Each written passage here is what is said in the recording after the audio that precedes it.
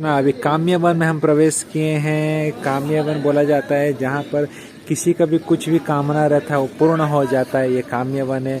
और उस काम्यवन में हम खड़े हैं आज। विमल कुंड, कितना सुंदर कुंड है, देखिए कितना भव्य, कितना बड़ा कुंड है। तो इसका लीला इस प्रकार है कि विमल नामक एक राजा थे, उनके 10,000 रानियां थे और 10 मिलियन डॉटर थे। तो जब वो उदास हो गए कि सब इतने पुत्री हैं, एक पुत्र भी जन्म नहीं होता है, तो ऋषि बोले कि चिंता मत करो, ये पुत्री तुमको उद्धार करेंगे, क्योंकि इनका विवाह श्री कृष्ण से होगा। और ये जो पुत्रियां हैं ये त्रेता युग में अयोध्या के कन्याएं थे। तो ये पुत्रियां का जब विवाह कृष्ण के करने के लिए उन्होंने दूत भेजते हैं, बोलते कि कृष्ण वसुदेव के संतान है। और उनको विवाह करने के लिए जब उनका राजा का दूत आके यहाँ पर खबर पूछता है मथुरा में, सब बोलते हैं कि आवाज़ मत करो, क्योंकि वसुदेव के पुत्र 6 मर चुके हैं। तो बेचारा उदास होकर जब चला जाता है और बोलता है कि हमें मिले नहीं। तब उनको बाद में पता चलता है कि एक पुत्र है वसुदेव के, कृष्ण और बलराम, जो कृष्ण वृंदावन में रहते हैं वो अभी भी हैं। लेकिन वो बोलते कि तो उनके 2 हाथ है। तब उनको पता चला कि जब जन्म हुए तो कृष्ण चतुर्भुज के रूप में जन्म हुए थे और बाद में 2 हाथ के रूप में आते हैं। तब उनको पता चलता कि यही कृष्ण वसुदेव विष्णु है। और उनका सभी पुत्रियों का विवाह इसी काम्यवन में यहाँ पर करते हैं। और यहाँ पर भगवान का विवाह उनके साथ होता है और सबको उनको तृप्त करते हैं। और जब ये सभी रानी का विवाह कृष्ण से यहाँ पर होता है, सभी ये जो 10 मिलियंस रानी रहते हैं उनको प्रेम के अश्रु, उनको एक्सटेसी में जो उनको आंसू आता है, उसी आंसू से विमल कुंड का यहाँ पर प्राकट्य होता है, जो आज हम यहाँ पर दर्शन करते हैं। हरे कृष्णा। हरे कृष्णा। अभी हम दर्शन कर रहे हैं विमला कुंड के पास, विमला देवी का दर्शन कर रहे हैं। तो एक बार इस प्रकार लीला होता है कि भगवान सभी तीर्थों को बुलाते हैं चतुर्मास में, तो पुष्कर जो रहते हैं वो नहीं आते हैं। तो जब वो नहीं आते तो भगवान यहाँ पर खुद इस विमल कुंड को बनाते हैं और उनके जो प्रतिष्ठाता देवी हैं विमला देवी यहाँ पर प्रकट होते हैं। तो इस तब भगवान कृष्ण बोलते हैं कि जो भी यहाँ पर स्नान करेगा उसका सभी प्रकार का पाप मुक्त हो जाएगा और जो भी उसका इच्छा रहेगा उसका पूर्ण होगा। तो ये इनका दर्शन देखिए, विमला देवी जी का दर्शन है। जय श्री विमला देवी की जय। और यहाँ पर जो इस कुंड में बोला जाता है कि दुर्वासा मुनि के भी जो 60,000 शिष्य थे वो भी इसी कुंड में आके स्नान किए थे। जब वो उनको भेजा गया था, जब खासकर जब दुर्योधन ने भेजा था कि पांडवों के पास जाके प्रसाद के लिए जाइए, और उस समय जब वो आए थे, आते आते इसी कुंड में ही उन्होंने स्नान किया। दुर्वासा जी के 60,000 शिष्य, वो भी ये लीला यहाँ पर हुआ था। तो ये हमारा बहुत सुंदर है काम्यवन का शुरुआत में ही विमल कुंड का दर्शन हो गया, विमला देवी जी का भी दर्शन हो गया। हरे कृष्ण। पहुंच गए हैं काम्यवन में, कामेश्वर महादेव जी का मंदिर में पहुंच गए हैं। बहुत सुंदर मंदिर है, देख सकते हैं यहाँ पर। तो यहाँ दर्शन कर रहे हैं, कामेश्वर महादेव जी का दर्शन कर रहे हैं। देखिए तो लीला इस प्रकार है। एक बार भगवान शिव जब सनत कुमारों को भगवान कृष्ण का रासलीला के बारे में बता रहे थे, तो माता पार्वती पूछती कि मुझे राधा का तत्व के बारे में बताइए।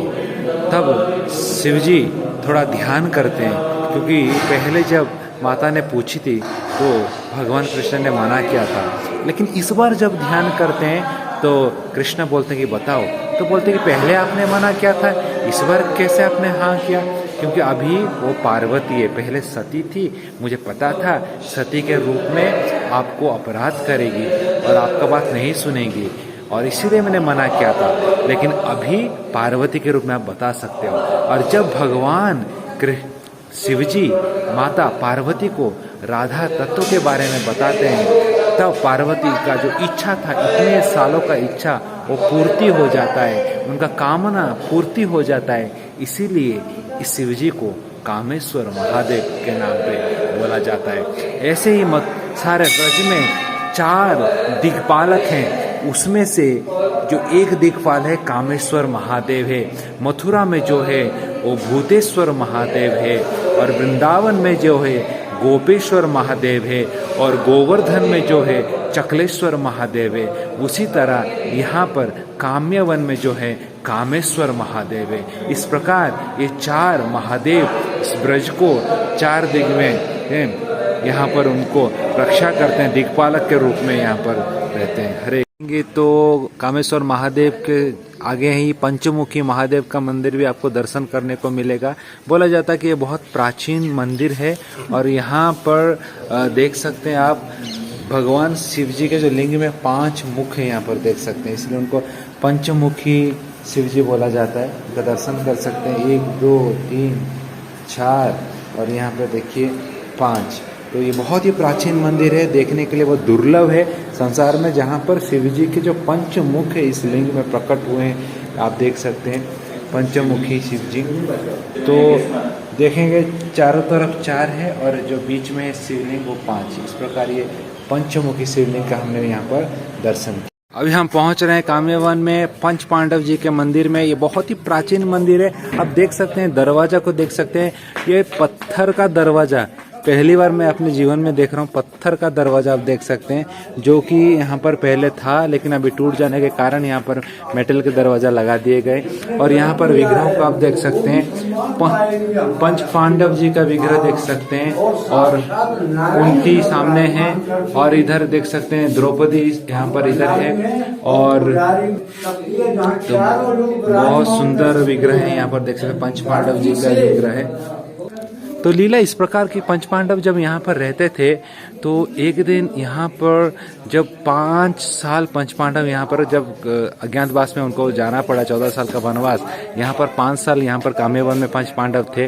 और तब एक दिन वहाँ पर दुर्वासा मुनि आते हैं उनसे प्रसाद लेने के लिए। लेकिन जब तक दुर्वासा मुनि आते हैं द्रौपदी माता ने वो अन्न क्षेत्र का जो उनको जो पात्र मिला था वहाँ से प्रसाद ले चुकी थी, तो कुछ नहीं बचा था। तो विचलित हो जाती है द्रौपदी, क्या करूँ अभी।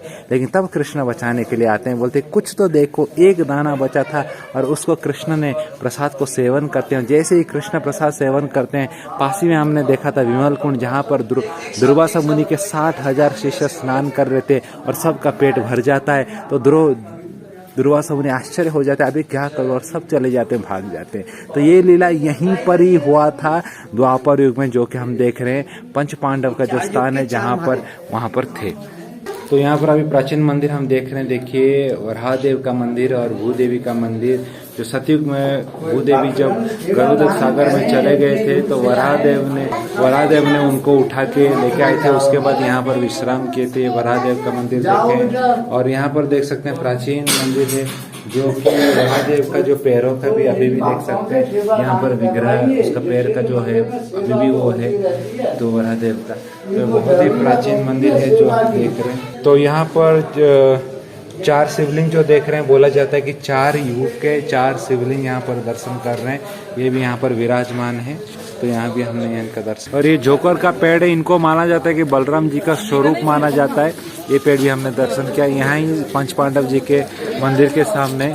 तो ये पंच पांडव के मंदिर में बोला जाता है कि 5 साल यहाँ पर 5 पांडव यहाँ पर 14 साल का वनवास में यहाँ पर रुके थे पंच पांडव जी का कृष्ण। तो अभी इस सामने जो आप देख रहे हैं ये पंच पांडव जी का मंदिर, वहाँ से थोड़े आगे चल के अगर आएंगे तो यहाँ पर आप देख रहे हैं ये धर्म कुंड है। यही ये धर्म कुंड जो महाभारत में सबसे बड़ा जो एक हिस्सा आता है, एपिसोड आता है, जहाँ पर एक बार द्रौपदी महारानी को प्यास लग रहा था और जब युधिष्ठिर महाराज भीमसेन को भेजते हैं कि थोड़ा जल लेके आओ, तो भीमसेन यहाँ पर आते हैं जल लेने के लिए। और यहाँ पर जब जल लेने के लिए आते हैं तो यक्ष बोलते हैं कि मेरा प्रश्न का उत्तर दीजिए फिर आपको जल मिलेगा। और उस समय भीमसेन उनका बात नहीं सुन के जल जबरदस्ती लाने के लिए जाते हैं और वहाँ पर ही उनका बेहोश हो जाते हैं, गिर जाते हैं, मृत्यु हो जाता है। और थोड़े समय पर भीमसेन के बाद अर्जुन को भेजते हैं, उनका भी वही हिस्सा होता है। अर्जुन, नकुल, सहदेव, सबका यही परिस्थिति हो जाता है। और अंत में युधिष्ठिर महाराज यहाँ पर खुद आते हैं और युधिष्ठिर महाराज जब आके देखते हैं तो युधिष्ठिर महाराज बोलते हैं कि अब आपका प्रश्न पूछिए, मैं आपका प्रश्न का उत्तर दूंगा। और तब उनको सभी प्रश्नों का उत्तर देते हैं। जैसे कि एक प्रश्न मैं आपको बताऊंगा कि सबसे बड़ा सहनशीलता क्या है, तो युधिष्ठिर महाराज बोलते हैं कि सुख दुख द्वंद्व को सहना वो सबसे बड़ा सहनशीलता है। और एक प्रश्न जैसे कि बोलते हैं कि कौन व्यक्ति संसार में खुश रह सकता है, तो युधिष्ठिर महाराज बोलते हैं जो व्यक्ति किसी का कर्जा नहीं लेता है, जो व्यक्ति अपने घर में रहता है, वैसा व्यक्ति हमेशा खुश रहता है, जो अपने जीवा के ऊपर नियंत्रण रखता है। इस प्रकार युधिष्ठिर महाराज सभी प्रश्नों का उत्तर सही देने के बाद धर्मराज बहुत ही प्रसन्न हो जाते हैं और बोलते कि आप किसी भी एक भाई को आप बचा सकते हैं। तो नाम बोलिए किसको आप बचाना चाहते हैं।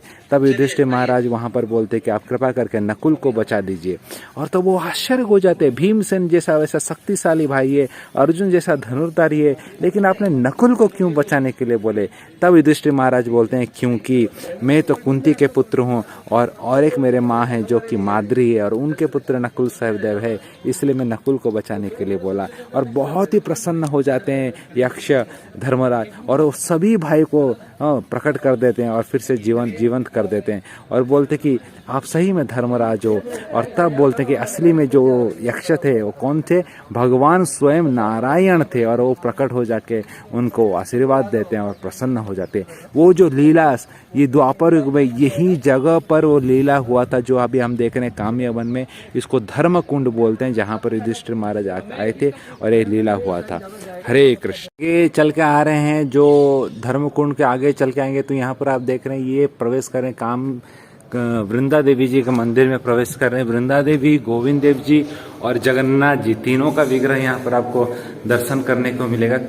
कथा इस प्रकार है कि जब मुगलों का आक्रमण हुआ था ब्रज में, तो यहाँ पर सभी विग्रहों को जयपुर लेके जा रहे थे बैलगाड़ी में लेके, और वृंदा देवी का विग्रह को भी वृंदावन से लेके जा रहे थे जयपुर में।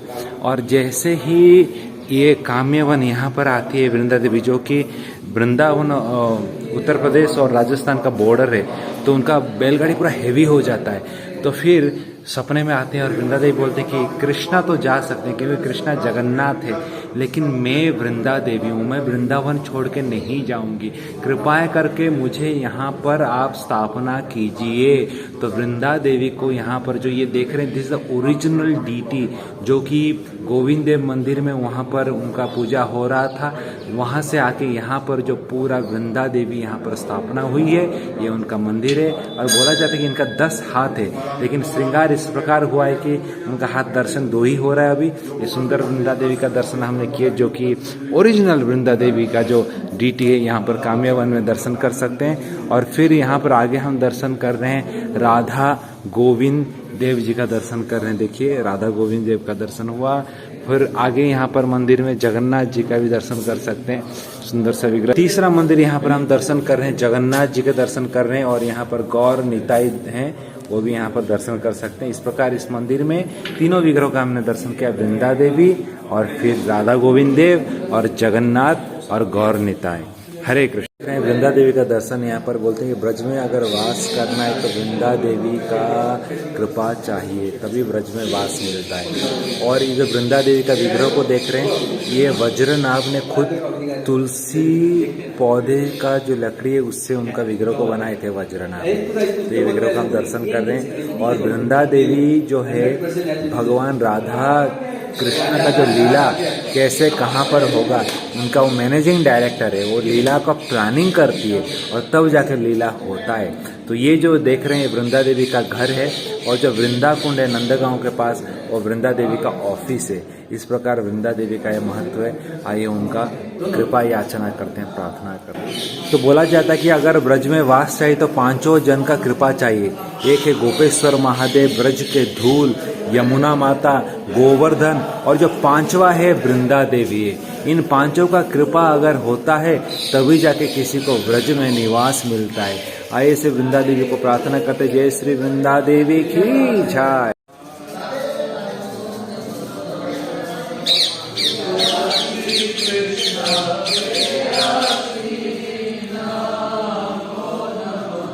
यहाँ पर देख रहे हैं वृंदा देवी का तोते, जो उनके मैसेंजर, उनका भी हम दर्शन कर रहे हैं यहाँ पर। तो बोलते कि हमेशा यहाँ पर रहते हैं, तोते रहते हैं वृंदा देवी के जो मैसेंजर से। इस पेड़ में 10-15 आपको देखने को मिलेगा, वो भी यहाँ पर साक्षात्कार हम देख पा रहे हैं।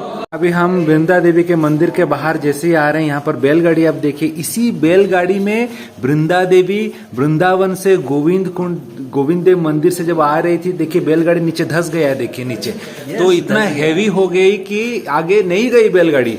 तो फिर वृंदा देवी सपने में आए, बोले कि मुझे यहाँ ही रहना है, मैं वृंदावन छोड़ के नहीं जाऊंगी। कृष्ण जगन्नाथ है, वो सारा संसार के नाथ है, कहाँ पर भी जा सकते हैं, लेकिन मैं वृंदावन छोड़ के नहीं जाऊंगी। इसीलिए यहाँ पर उनको स्थापना किया गया वृंदावन के इस मंदिर में, काम्यवन में। तो आज भी इस बैलगाड़ी को आप देख सकते हैं जो 400 साल पहले यहाँ पर उन वृंदा देवी को लेके जा रहे थे। जय श्री वृंदा देवी की जय। वृंदा देवी के मंदिर से थोड़े आगे आएंगे तो मदन मोहन जी का मंदिर देखने को मिलेगा। जिस प्रकार इस जगह पर मैंने बोला कि गोविंद देव, मदन मोहन, गोपीनाथ, संबंध, अविधेय, प्रयोजन के 3 विग्रह हमने दर्शन किया। गोविंद देव जो कि अविधेय का विग्रह है, और अभी मदन मोहन जी का विग्रह का दर्शन करेंगे जो कि संबंध का विग्रह है।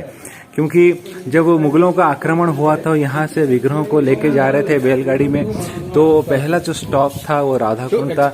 वहां पर विग्रह को रखे थे 7-8 दिन। फिर 7-8 दिन वहां रखने के बाद वहां से लेके आए काम्यवन में। यहाँ पर 3-4 दिन रखे थे, और फिर यहाँ से जयपुर लेके गए थे करौली। तो जिसके कारण यहाँ पर थे, तो आप देख सकते हैं कि यहाँ के लोगों का विरह हो गया, उनको याद आया, जिसके कारण इस विग्रह को यहाँ पर स्थापना किया गया है। राधा मदन मोहन जी का विग्रह यहाँ पर आप देख सकते हैं, बहुत ही सुंदर विग्रह देखिए, दर्शन कीजिए। जो वो लिखा हुआ है इतिहास, उसके हिसाब से मदन मोहन जी, गोविंद देव जी और गोपीनाथ जी काम नहीं है। तो इस प्रकार हमने दर्शन किया, मदन मोहन जी का दर्शन किया। तो क्योंकि यहाँ पर एक स्टॉप था, यहाँ पर कुछ 3-4 दिन रुके थे मदन मोहन, फिर यहाँ से आगे गए, जयपुर करौली गए। तो यहाँ के जो व्रजवासियां थे उनका विरह में उनको बहुत स्मरण के, जिसके कारण यहाँ पर उनका विग्रह बनाया गया और यहाँ पर उनको स्थापना किया गया। जय श्री राधा मदन मोहन देव की। मोहन जी के मंदिर से दर्शन करके जैसे ही पाएंगे एक सुंदर सा यहाँ पर प्राचीन काल का ये देख सकते हैं मोन्यूमेंट। इसको 84 खंबा बोला जाता है। 84 खंबा नंद महाराज का जो भवन था उसमें 84 खंबे। वैसे नंद महाराज ब्रज में 3 जगह पर निवास किए हैं। एक तो गोकुल महावन, वहां पर आप देख सकते हैं 84 खंबा, और दूसरा नंदगांव, और तीसरा जो जगह है वो है काम्यवन। यहाँ पर आप देख सकते हैं 84 खंबा है। इसका खासियत ये है कि each and every pillar is totally different from others. इसका जो डिजाइन है हर एक से अलग है, कोई 2 खंबा एक जैसा नहीं है, सब अलग अलग है। तो ये 84 खंबा नंद महाराज का भवन है। और यहीं पर ही द्वापर युग में जब पांडवों का वनवास भी हुआ था तो पंच पांडव यहाँ पर आके निवास किए थे। खास करके युधिष्ठिर महाराज का जो सिंहासन है वो आज भी आप यहाँ पर दर्शन कर सकते हैं। मैं आपको उधर ही लेके जा रहा हूँ जहाँ पर युधिष्ठिर महाराज बैठा करते थे, उनका सिंहासन आज भी दर्शन कर सकते हैं। यहाँ पर देखिए, ये जो सिंहासन आप सामने देख रहे हैं, यहाँ पर युधिष्ठिर महाराज बैठते थे। ये युधिष्ठिर महाराज का सिंहासन है। इस प्रकार हम 84 खंबा में दर्शन कर रहे हैं। देखिए, बहुत ही द्वापर युग का प्राचीन जो ये भवन है आज भी आप यहाँ पर देखने को मिल रहा है, जहाँ पर पंच पांडव भी रुके थे। और नंद महाराज का ये भवन है, 84 खंबा भवन, हमने दर्शन किया। हरे कृष्णा। खंबा से थोड़े ही आगे आएंगे तो ये भव्य मंदिर आपको देखने को मिल रहा है। ये है राधा गोपीनाथ जी का मंदिर। बड़ा लकड़ी का दरवाजा है, अंदर हम प्रवेश करते हैं। प्राचीन मंदिर, जिस प्रकार मैंने बताया कि सब विग्रहों को जब स्थानांतरित कर रहे थे, सब विग्रह यहाँ पर कुछ दिन के लिए थे और यहाँ से फिर गए जयपुर। तो यहाँ के लोग उनके विग्रह में उनको प्रतिभू विग्रह यहाँ पर स्थापना किया गया। तो 3 मुख्य विग्रह, संबंध के मदन मोहन जी के दर्शन किए, अभिधेय के गोविंद देव जी का दर्शन किए, और जब प्रयोजन के विग्रह हैं वो है राधा गोपीनाथ जी, उनका भी हम दर्शन करने वाले हैं, जो कि प्रयोजन के हमारे विग्रह हैं। देखिए यहाँ पर बस आगे अभी हम दर्शन करेंगे राधा गोपीनाथ जी के विग्रह। मंदिर के ऊपर आप देख सकते हैं रास लीला का नकाशा कितना सुंदर किया गया है। मंदिर के ऊपर कितना पुराना, कितना सुंदर नकाशा आप देख सकते हैं यहाँ पर। आइए चलते हैं आगे राधा गोपीनाथ जी का दर्शन करने के लिए। तो यहाँ पर अभी हम दर्शन कर रहे हैं राधा गोपीनाथ और अनंगा मंजरी जी का।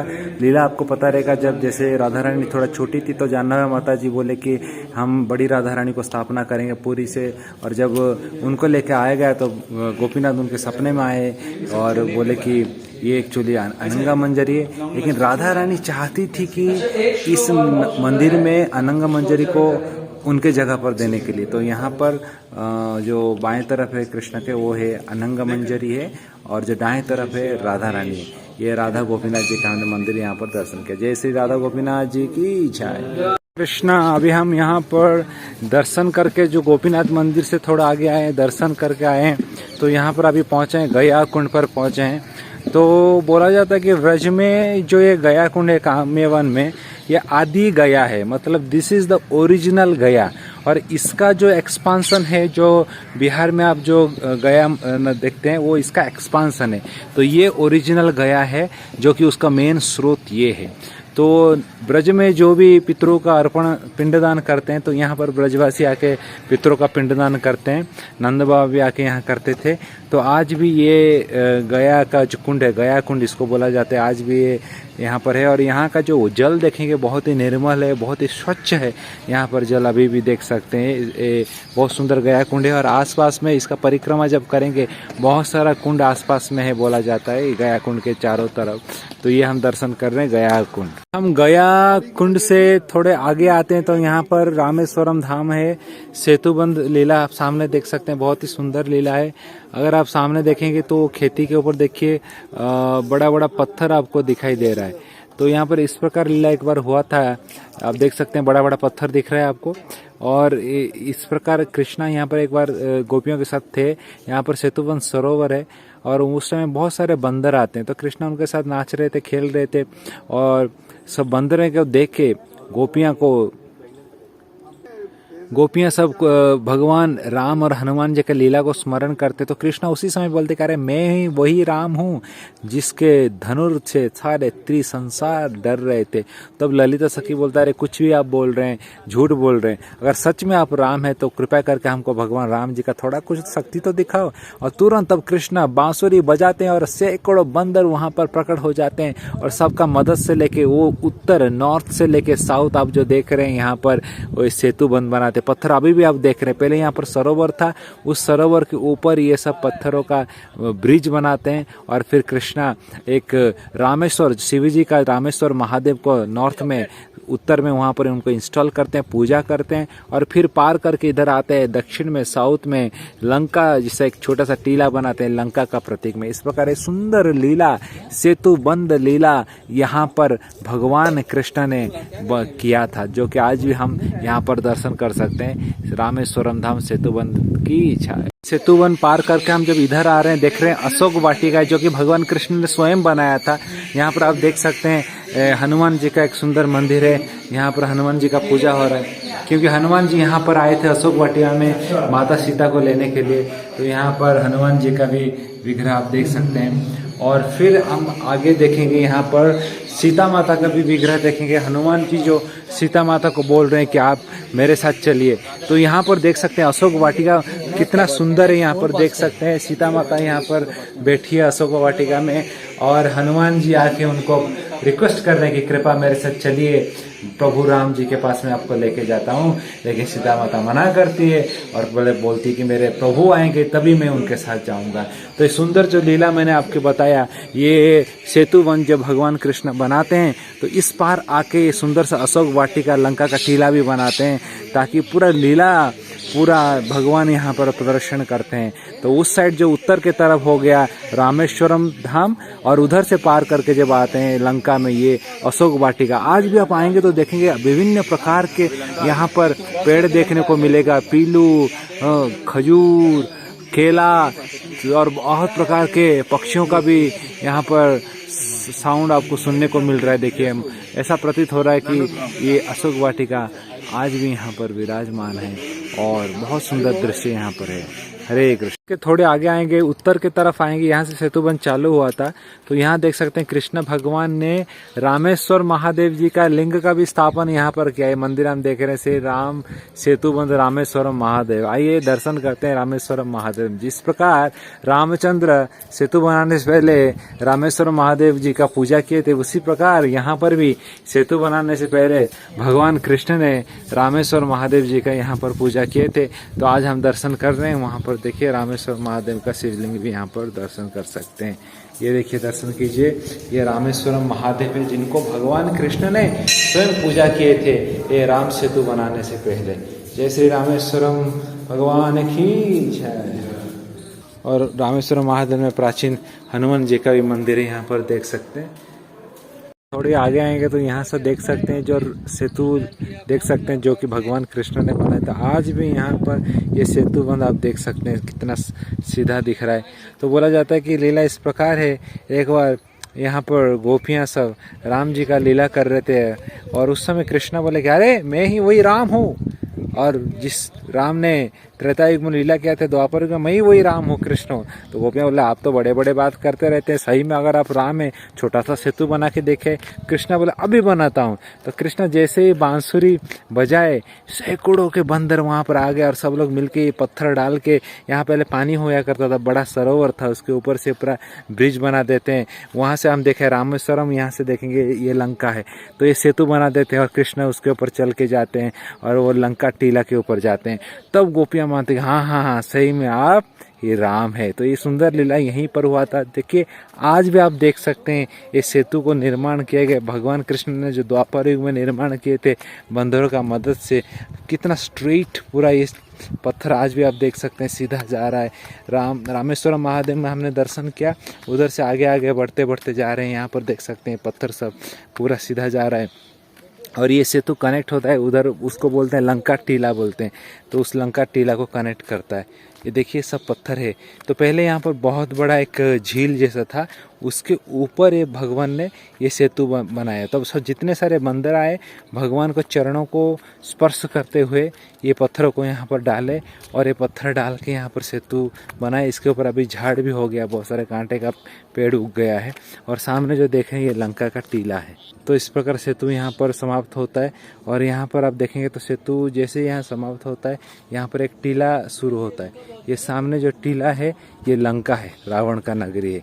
तो हम शुरू किए थे रामेश्वरम से, भगवान ने पूजा की और सेतु बनाए और ये सामने जो पर्वत है आप देख रहे हैं ये लंका है।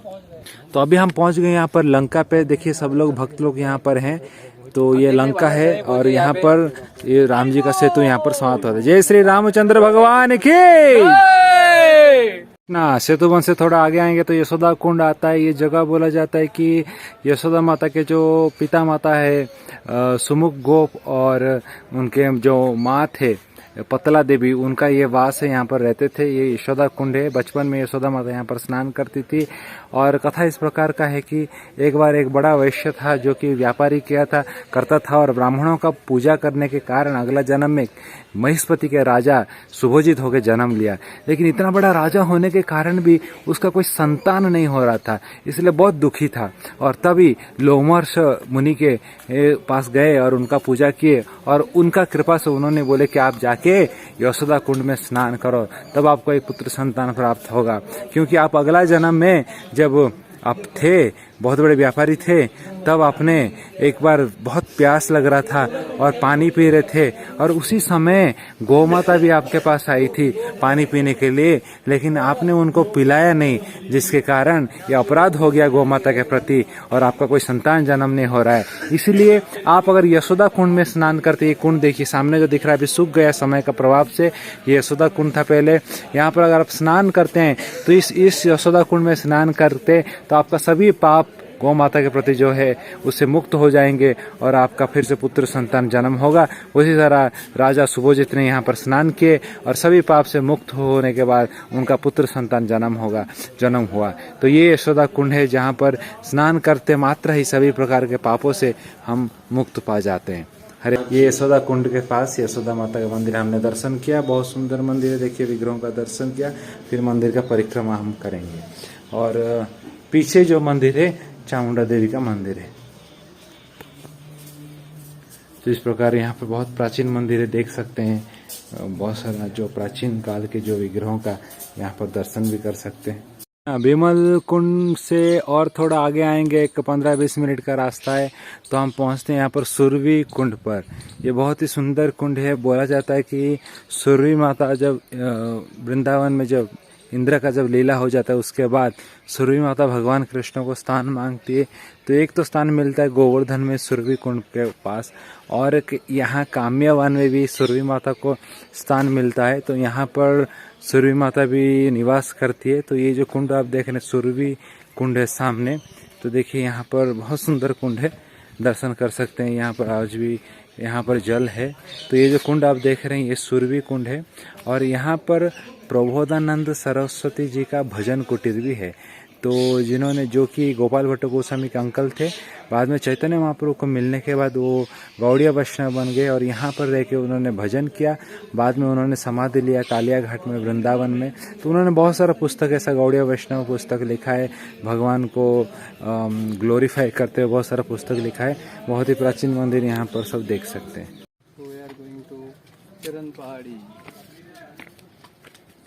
हरे कृष्णा। अभी हम चरण पहाड़ी पर पहुंचे हैं। अब देख सकते हैं पहाड़ के ऊपर हम चढ़ के जा रहे हैं। ये पूरा पहाड़ के ऊपर चढ़ना पड़ता है। तो एक बार भगवान कृष्ण ने यहाँ पर बांसुरी बजाई इस पहाड़ के ऊपर, तो सब गोपियाँ यहाँ पर बांसुरी सुनने के लिए आ गए। और तब भगवान ने आँख खोले तो इतने सारे गोपियाँ थे। तो कृष्ण और राधा रानी सबका चरण चिन्ह इस पहाड़ के ऊपर आपको देखने को मिलेगा, जो चढ़ के अभी जा रहे हैं। तो इसको चरण पहाड़ी बोल के भी बोला जाता है। जय श्री चरण पहाड़ी धाम की जय। काम्यवन के बीचों बीच इस धाम को आपको देखने को मिलेगा। और चारों तरफ से चरण पहाड़ी के चारों तरफ से बहुत सारे कुंड है जो कि आप दर्शन कर सकते हैं। यहाँ देख सकते हैं चरण पहाड़ी के नीचे से बहुत सुंदर नज़ारा, पूरा काम्यवन का दर्शन ऊपर से नीचे कर सकते हैं। सब कुछ आपको दिख रहा है यहाँ से। उठाइए, ये चरण है पूरा। हाँ, एकदम बहुत क्लियर है, बहुत क्लियर है, बहुत क्लियर सुंदर चरण।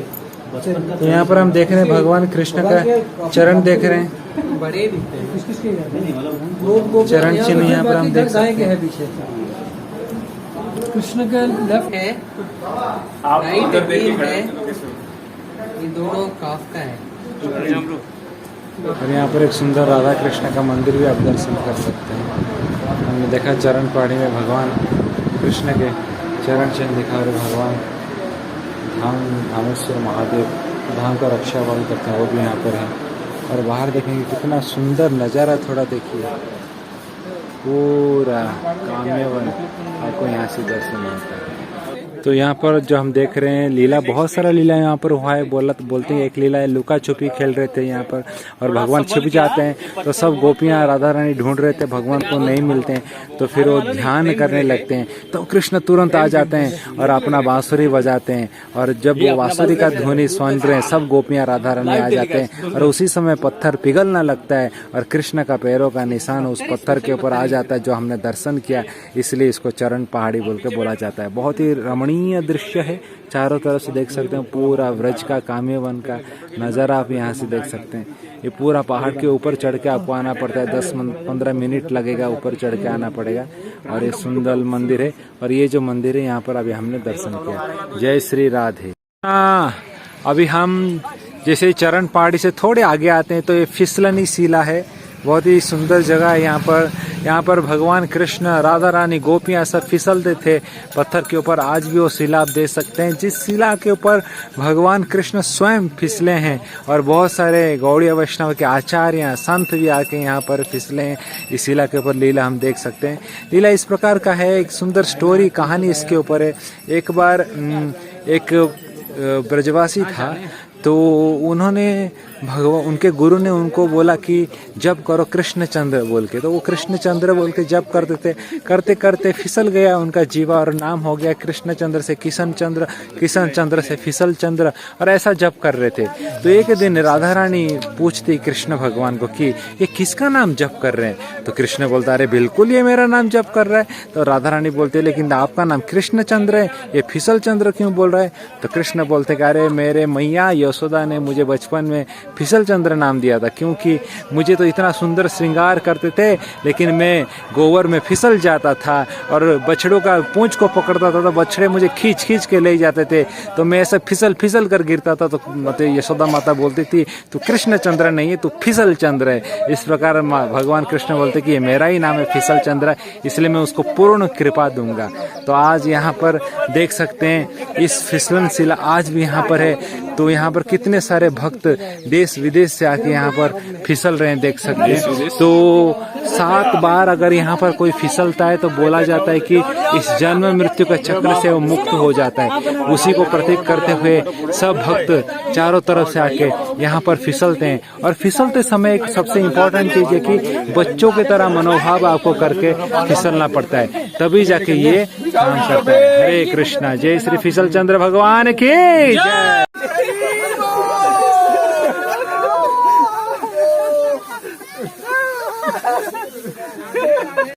हरे कृष्णा। फिसलनी शिला से थोड़े आगे अगर बढ़ेंगे तो भीमासुर के गुफा आपको देखने को मिलेगा।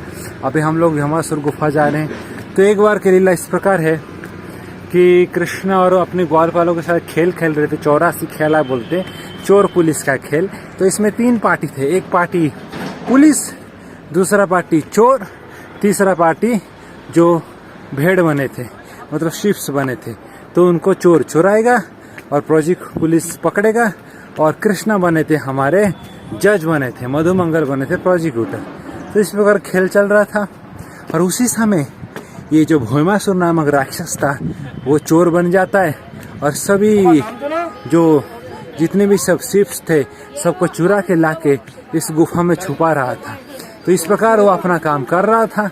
और तब भगवान को पता चलता है और बहुत बड़ा घमासान युद्ध होता है।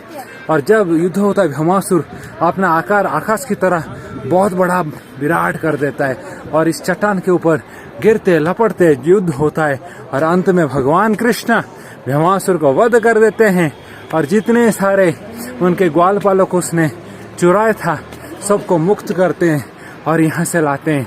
तो ये देख सकते हैं ये भीमासुर गुफा आज भी है और जिस गुफा में अभी हम प्रवेश करने वाले हैं। ये बहुत ही ऊंचा है, चढ़ के आना बहुत ही थोड़ा कठिन है। तो अभी हम अंदर जाके दर्शन करेंगे हरे। और ऊपर से देखेंगे नीचे तो देख सकते हैं कितना बड़ा रास्ता है। ये पहाड़ के बीचों बीच है और पूरा काम्यवन का नज़ारा ऊपर से आप देख सकते हैं। बहुत सुंदर दृश्य भी देख सकते हैं। चलिए भीमासुर के गुफा में प्रवेश करते हैं। अभी देखिए गुफा है सामने, बिल्कुल गुफा में प्रवेश कर रहे हैं सब भक्त लोग यहाँ प्रवेश। ये देखिए अभी हम गुफा के अंदर आ गए हैं। ये गुफा देख सकते हैं, सामने गुफा दिख रहा है। ये अंदर बहुत डीप है और यहाँ पर भीमासुर ने जितने सारे ग्वालपाल यहाँ पर छुपाया था। यहाँ देखिए अभी थोड़ा गुफा हमको दिख रहा है। तो इस गुफा के अंदर ही भगवान कृष्ण ने सब ग्वालपाल सबको यहाँ पर जो में देख रहे हैं जो कृष्ण और भीमासुर का बीच में युद्ध हो रहा था वो उनका निशाना इस पत्थर के ऊपर आया, वो अभी देख रहे हैं। हरे कृष्ण। हरे कृष्णा। इधर भगवान का राइट फुट है, इधर भगवान का इधर अंगूठी है, इधर छोटे छोटे फिंगर्स हैं, ऐसे हैं। उसके बाद उनका राइट हैंड है ऐसा दबाया है, उसके बाद ऐसे रखा है। सर फिंगर्स है, ऐसे फिंगरप्रिंट्स है ये सब।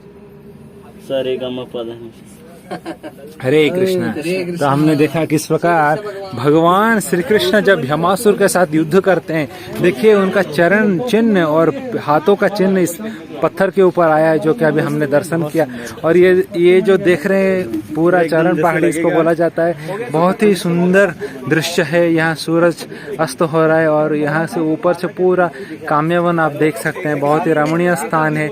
बहुत ही कम लोग इसके ऊपर आते हैं क्योंकि चढ़ के पूरा पहाड़ के ऊपर आना पड़ता है और नीचे से चारों तरफ से पूरा काम्यवन वृंदावन आपको दर्शन हो रहा है। तो हमने यहाँ पर देखा जब कृष्ण भगवान भीमासुर के साथ लड़ाई कर रहे होते हैं तो इस चट्टाने के ऊपर कहाँ कहाँ गिरते हैं, कहाँ कस्तूभ मणि का चिन्ह आता है, कहीं हाथ का चिन्ह आता है, कहाँ पैर का चिन्ह आता है। इस प्रकार इस शिलाओं के ऊपर अलग अलग जगह पर उनका बहुत सारे चिन्ह है जो कि हम यहाँ पर देख के दर्शन कर सकते हैं और भगवान कृष्ण को स्मरण कर सकते हैं। जय श्री कृष्ण भगवान की जय। देख सकते हैं भगवान कृष्ण जब भीमासुर के साथ लड़ाई कर रहे थे उनका फूलों का माला का निशानी देख सकते हैं क्योंकि भीमासुर मायावी था। तो भगवान कृष्ण का माला को पकड़ लिया था जिसके कारण माला टूट गया था। और यहाँ पर देखिए इम्प्रेशन आ गया पत्थर के ऊपर भगवान कृष्ण का माला। बहुत ही स्वच्छ तरीके से आप दर्शन कर सकते हैं। अभी भी देखिए ये भगवान कृष्ण का फूलों का माला का निशाना इस पर्वत के ऊपर। जय श्री भगवान कृष्ण भगवान की जय। तो यहाँ पर देख रहे हैं भगवान कृष्ण भीमासुर के साथ जब लड़ाई कर रहे थे तो उनका कौस्तुभ मणि का भी निशाना यहाँ पर देख सकते हैं। देखिए हरे कृष्णा। देखिए भगवान के भीमासुर से युद्ध करते हुए भगवान की कौस्तुभ मणि यहाँ पे गिरी और यहाँ पे पत्थर एकदम चिकना और स्मूथ हो गया। जैसे डायमंड्स को काट देता है, डायमंड पॉलिश कर देता है, उस तरह से ये पत्थर मेल्ट हो गया और एक बहुत सुंदर चिन्ह पड़ गया। और मणि है जैसे बाउंस करती है तो एक स्थान पे नहीं कई स्थान पे गिरी है। वो मणि से ये पत्थर जो है एकदम कट के एकदम स्मूथ चिकने हो गए हैं। यहाँ पे 3-4 निशान है कौस्तुभ मणि के यहाँ पत्थरों पे गिरने के। हरे कृष्णा। तो हमने देखा कि इस पर्वत के ऊपर जब भगवान कृष्ण भीमासुर के साथ युद्ध करते हैं तो उनके पैरों का चिन्ह, उनके हाथों का चिन्ह और उनके माला का चिन्ह और यहाँ पर कौस्तुभ मणि का चिन्ह, कितने सारे भगवान ने चिन्ह यहाँ पर अपना दिए हैं, प्रूफ दे रहे हैं। तो अभी हम अभी चरण इस पहाड़ी से नीचे अभी भीमासुर गुफा से नीचे जा रहे हैं और आगे जाके बलराम जी का चरण चिन्ह कर देखेंगे। हरे कृष्ण। प्रवेश कर रहे हैं। जब कृष्णा और भीमासुर का युद्ध हो रहा था उस समय धरती माता कांपने लगी, डर रही थी। तब बलराम जी अपना चरण धरती माता के ऊपर रखते हैं और बोलते कि आप डरो मत, हम हैं और हम संभाल रहे हैं। तो जब बलराम जी अपना चरण धरती माता के ऊपर रखी थी तो उस चरण का चिन्ह आज भी आप पत्थर के ऊपर देख सकते हैं। तो आइए उसका दर्शन करते हैं। तो यहाँ पर आप देख रहे हैं कि बलराम जी, मैं अभी आपको दिखाऊंगा, तो बलराम जी का चरण का चिन्ह आज भी यहाँ पर है। बलराम जी का चरण कमल है। भीमासुर से युद्ध करते हुए पृथ्वी कंपित हुई तो बलराम जी अपना बाया चरण, ये एड़ी है, ये अंगूठा है उनके चरण का, देख रहे हैं 5 उंगलियां है, बहुत स्पष्ट है, ये बहुत स्पष्ट है। बलराम जी ने अपना बाया चरण पृथ्वी के ऊपर थोड़ा सा दबा दिया और पृथ्वी यहाँ पे मेल्ट हो गई, यहाँ पे मेल्ट हो गया, उनका चरण कमल का निशान पड़ गया। और इन चरण कमलों को हम प्रणाम करते हैं, अपना सिर उनके चरण कमलों पे रखते हैं। हरे कृष्ण। हरे कृष्ण। तो इस प्रकार हमने देखा कि बलराम जी का चरण कमल इस शिला के ऊपर है, हम दर्शन किया। और ये सब चरण पहाड़ी पास में जो भीमासुर गुफा है सामने ही, उसके सामने ये है। जय श्री बलराम भगवान की। अब हम यहाँ पर आए हैं। बोला जाता है कि जब भीमासुर को भगवान कृष्ण ने मारे तो उनको बहुत भूख लगता है, तो यहाँ पर भोजन स्थाली है, मतलब यहाँ पर भगवान कृष्ण भोजन लेते हैं आके खा के। तो यहाँ पर हम पत्थर में देख सकते हैं कि भगवान कृष्ण का थाली का इम्प्रिंट अभी भी पत्थर के ऊपर है, जहाँ पर भोजन ले रहे थे। उनका कटोरा का भी निशाना अभी भी है, जाके देख सकते हैं। और एक ऐसा भी लीला होता है कि एक बार ऊपर यहाँ पर बलराम जी बैठ के दूध पी रहे थे कटोरा से, और अचानक कृष्ण और गोप आ जाते हैं तो झपटा झपटी में वो कटोरा नीचे गिर जाता है और ऊपर से दूध बह के आती है। तो उसका भी हम जाएंगे मंदिर में देखेंगे, उसका जो चिन्ह है अभी भी पत्थर के ऊपर है। और वो दूध बह के जब नीचे जाता है, यहाँ पर दूध सागर बनता है, यहाँ पर सब वो दूध कलेक्ट हो जाता है। तो यहाँ पर अभी जाएंगे भगवान कृष्ण और बलराम जी के कटोरा का चिन्ह को देखने के लिए। तो यहाँ पर देख रहे हैं, दो जो देख रहे हैं ये बलराम जी का प्लेट है और कृष्ण जी का प्लेट है। अरे कृष्ण जी का कटोरा है और बलराम जी का कटोरा है। तो ये हमने दर्शन किया। और ऊपर से जब दूध गिरता है बलराम जी का, तो यहाँ पर देख सकते हैं, यहाँ पर दूध का निशाना देखिए, यहाँ पर जा रहा है दूध का निशाना। और ऐसे जब नीचे जाके नीचे गिरता है तो नीचे भी हम देख सकते हैं। यहाँ पर देखिए उस पत्थर में देखिए, यहाँ पर दूध का देखिए, ये जो व्हाइट कलर का है दूध का निशाना जाके आगे जाके क्षीर सागर बनता है, यहाँ पर कलेक्ट होता है। इस प्रकार आज भी इस चिन्ह को हम यहाँ पर देख पा रहे हैं। जो लीला हुआ था सैकड़ों साल पहले, 5000 साल पहले, उस लीला को आज भी हम यहाँ पर देख पा। तो यहाँ पर पहाड़ के ऊपर अभी आकर दर्शन कर रहे हैं। यहाँ पर भोजन बिहारी लाल जी का दर्शन कर रहे हैं। देखिए बहुत ही सुंदर दर्शन है राधा और कृष्ण जी का। और यहाँ पर भी एक कटोरा रखा गया है। देखिए हमारा प्रभु प्राणनाथ प्रभु दिखा रहे हैं कटोरा, कितना सुंदर कटोरा है। तो भगवान कृष्ण अपने हाथों से ही कटोरा को बनाए हैं। जय श्री भजन बिहारी लाल भगवान की जय। कहूँ भगवान ने लीला करी है। 7 वर्ष की अवस्था में गिरिराज धारण कियो है और 5 वर्ष की अवस्था में यहाँ वन भोजन कियो है। भगवान ने छाक लीला। बड़ी थारी बलराम की, छोटी थारी किशन की, एक बलराम का कटोरा, एक किशन का कटोरा। और ये वो जो शिला देख रहे हैं वो अयोध्या के राजा हुए कुमलास, राम के वंश में। उनके कोई संतान नहीं थी। उनने 85 साल तक भगवान की घोर तपस्या करी और 85 साल बाद एक कन्या उत्पन्न हुई। देखिए अहिल्या तो बनी है पति के शराब से, जाको राम ने उद्धार किया है। और यानी सेम भगवान से वरदान मांगो है, एक मैं पत्थर की शिला बनूं और आप ग्वाल बाल समेत बैठ के मुंह पे भोजन करो, आपकी झूठन गिरेगी, उसी में मेरा उद्धार है। तो भगवान जब तो या की मनोकामना नहीं कर पाए, चौक भगवान मर्यादा पुरुषोत्तम राम थे, मर्यादा के बंधन में के देव की के वसुदेव के यहाँ जन्म लूंगा और कंस को वध करूंगा और त्यारा उद्धार करूंगा। तो भगवान नंदगाम से आए गैया चराते हुए, गैया यहाँ पहाड़ में छोड़ देंगे और भगवान वसला पे विराजमान है गए। संग में सका भी ये, कोई माखन लायो है, कोई मिश्री लायो है, कोई सूखी रोटी ले आयो है। यथाशक्ति अपनी अपनी छाक जमाए लेंगे। और देखिए भगवान कैसी मनोहारी लीला कर रहे हैं। भगवान सकान को खिला रहे हैं और सका भगवान को खिला रहे हैं। ऐसी यहाँ मनोहारी लीला है रही है। और उन सकान में एक आध गरीब भी हो।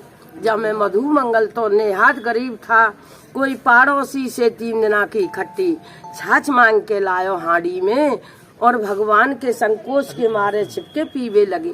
भगवान तो अंतर्यामी है, घट घट के वासियों ने एक मुक्का न्यो जमायो और एक न्यो जमायो। जैसे मधु मंगल के मुख से जो फाड़ निकली है, स्वयं भगवान ग्रहण करिए।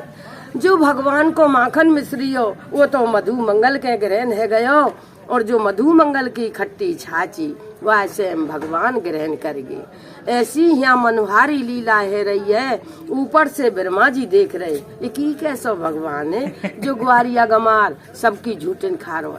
ये भगवान नहीं है, तो कोई वैसा ही है। नीचे भगवान ने भोजन किया है, ऊपर दूध पी के शयन करी है। ऊपर से ही दूध की धार गई है, जो है सरोवर में गई है। यह सरोवर के 4 नाम है, किशन कुंड, यज्ञ कुंड, अप्सरा कुंड और कलयुग में क्षीर सागर। 4 जुगन में 4 नाम हैं। 5,500 वर्ष पुरानी चीज है, द्वापुर के जमाने की। जब भगवान ने भोजन कर लियो तो भगवान में चोरी की आदत थी। गाँव ने सत कही है, चोर चोरी ते जाए पर येरा फेरी ते ना जाए। भगवान सकान से कह गए, लाला मैं भैमासुर राक्षस से मार के आया हूँ, मैं थक गया हूँ, मैं ऊपर शयन कर भी जा रहा हूँ। तो ये शयन करवे कहाँ के आए, तो चोरी करने आए। सका बड़े व्याकुल हुए, घनी देर है गई। 5 वर्ष को लाला है, कोई जंगल को जानवर तो न ले गो। हम जसोदा मैया को कहा जवाब देंगे। देखा तो ऊपर छिप के दूध पी रहे। सकान को किरोदारी के सबरे दूध तू ही पी जाएगो, दूध पी के तू ही मोटो है जाएगो, हमें ना देगो। हम तीर संग राक्षस से ना मरवावे गए। कोई ने हाथ पकड़ो, कोई ने पैर पकड़ो। तो भगवान के हाथ से जो छीना झपटी हुई है, ऊपर से ही दूध की धार गई है। इसीलिए यह कुंड का नाम क्षीर सागर कुंड नाम पर। ये यहाँ का इतिहास है। राधे राधे महाराज जी। जय श्री राधे। आपके नाम होगा में माया। इस प्रकार माता जी ने बहुत सुंदर लीला यहाँ पर बताए। क्षीर सागर कुंड के लीला ब्रजवासी के मुख से हमको सुनने को मिला। हमारा अहोभाग्य है यहाँ पर भजन थाली का लीला सुने। और ऐसे यहाँ से आज का जो यात्रा है यहाँ पर विराम देते हैं। फिर कल सुबह हमारा यात्रा काम्यवन का जो आगे का है हम शुरू करेंगे। जय श्री राधे, जय श्री कृष्ण भगवान की।